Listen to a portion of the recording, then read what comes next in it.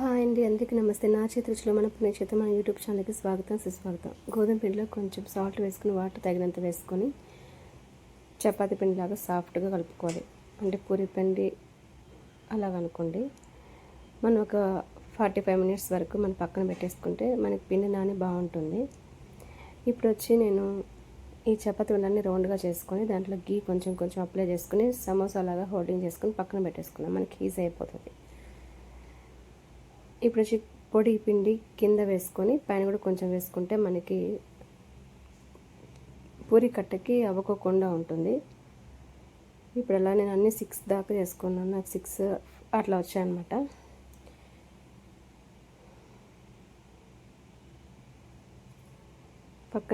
పక్కన పెట్టేసుకొని ఇప్పుడు స్టవ్ మీద ఒక పెనం పెట్టుకోవాలి. అది కొంచెం బాగా హీట్ అవ్వాలి. హీట్ అయితేనే మనకి చపాతీ బాగా వస్తుంది.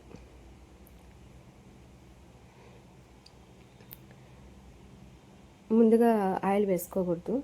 ఇప్పుడు వచ్చిన మిక్సీ జార్లో క్యాప్సికమ్ కావాల్సింది గ్రీన్ పేస్ట్, ఒక 6 వెల్లుల్లి రబ్బలు పీల్ తీసింది వేసుకొని, అలాగే గ్రీన్ చిల్లీ ఒక 4 or 5 బ్రేక్ చేసి వేసుకోవాలి. ఇప్పుడు పెనం మీద చపాతీ ఫస్ట్ వేసుకోవాలి. ఆయిల్ కానీ గీ కానీ ఇది వేసుకోకూడదు.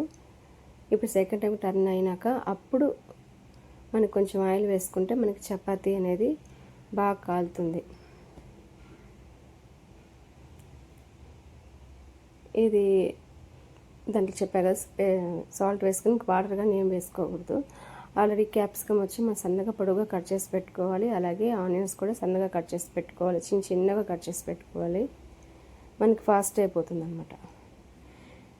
అలా వచ్చింది పేస్ట్ అంతే. ఇప్పుడు కడాయిలోకి కొంచెం ఆయిల్ వేసుకొని ఒక 1 నుంచి 3/4 స్పూన్ కంటే తక్కువే పడుతుంది, ఎక్కువ అవసరం లేదు ఆయిల్ మనకి. ఇప్పుడు వచ్చి కడాయిలో ఆవాలు వేయకూడదు, దీనికి ఓన్లీ జీలకర్ర ఒకటి వేయాలి. జీలకర్ర ఒక 1/2 స్పూన్ దగ్గర వేసుకొని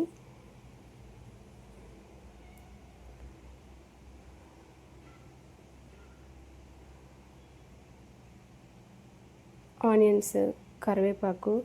నేను ఆనియన్స్ పైన కరివేపాకు వేసుకుంటాను, ఎందుకంటే కరివేపాకు కడిగి ఉంటాం కదా, పైన పెడితే మనకి వాటర్ అనేది కొంచెం పీల్చేస్తేనేసి అలా పెడతాను అనమాట. కరివేపాకు ఇలా టిప్ లాగా అనుకుంటే మనకి వెంటనే మన మీద పడుకోకుండా ఉంటుంది ఆయిల్ తడి తగిలినప్పుడు చిటపట అనకుండా. ఇప్పుడు ఇది వేగిన తర్వాత పేస్ట్ ఉంటుంది కదా, మిక్సీ పట్టుకున్న పేస్ట్, ఆ పేస్ట్ వేసుకోవాలి. అది బాగా కొంచెం వేగిన తర్వాత అప్పుడు క్యాప్సికమ్, ఎందుకంటే మనం ఫ్రై చేస్తాం కాబట్టి బాగా మగ్గుతుంది. క్యాప్సికమ్ మగ్గుతుంది, మనకి పేస్ట్ కూడా బాగా వేగిపోతుంది. చాలా ఈజీ. ఇది మా ఇంట్లో అందరికీ ఇష్టం, ముఖ్యంగా మా అబ్బాయికి ఇష్టం, అంత టేస్ట్ అనమాట ఇది. ఈ మధ్య క్యాప్సికంలో కూడా మీకు తెలిసే ఉంటుంది, క్యాప్సికంలో ప్లస్ బీరకాయలో చేదు అనేది ఎక్కువ వస్తూ ఉంటుంది. అది కొంచెం చూసుకొని తీసుకోండి. ఇప్పుడు క్యాప్సికం కూడా చూసారా, అంత సన్నగా కట్ చేసి పెట్టుకున్నాను. బాగా కింద నుంచి బాగా పై వరకు బాగా కలుపుకోవాలి.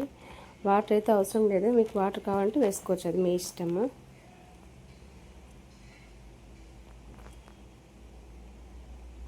ఇప్పుడు దీంట్లోనే మనము కొద్దిగా పసుపు వేసుకొని మగ్గిన తర్వాత మనం లాస్ట్లో ధనియాల పొడి ఒక 1 స్పూన్ వేసుకుంటే మనకి చపాతీకి, మీకు కావాలంటే ఇప్పుడు కొత్తిమీర కూడా వేసుకోవచ్చు. నేనైతే కొత్తిమీర లేదని వేసుకోలేదు, కొత్తిమీర వేయకపోయినా కానీ చాలా బాగుంటుంది. ఇది చపాతీలో కాబట్టి చాలా బాగుంటుంది. ఓన్లీ రైస్లో కంటే చపాతీలోకి సూపర్గా ఉంటుంది. వాటర్ వేయకూడదు, వాటర్ వేయాలనుకుంటే మీ ఇష్టం, కానీ ఎక్కువ వేయద్దండి. ఒకవేళ మీకు వాటర్ కావాలంటే ఒక గరిటె అంత వాటర్ వేసుకోండి, సరిపోతుంది.